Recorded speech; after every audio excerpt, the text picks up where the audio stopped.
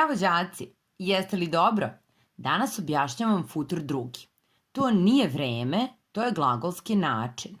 Rešila sam da vas malo ugnjavim teorijom. Futur drugi gradi se od prezenta glagola biti i radnog glagolskog prideva glagola koji se menja. Jel vam sad sve jasno? Ma šalim se, naravno da nije. Evo kako glasi futur drugi od glagola lajkovati.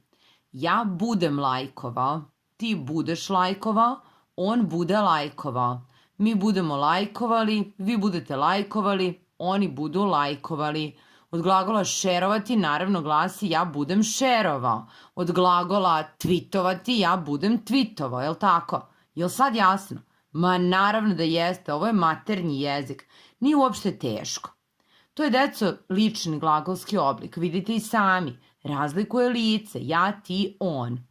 Ovo je složen glagolski oblik. To znači da imate pomoćni glagol, ovdje je to glagol biti u prezentu, i imate glagol koji menjate. To vam je ovo lajkovao, šerovao, tvitovao. Eto, gotovo.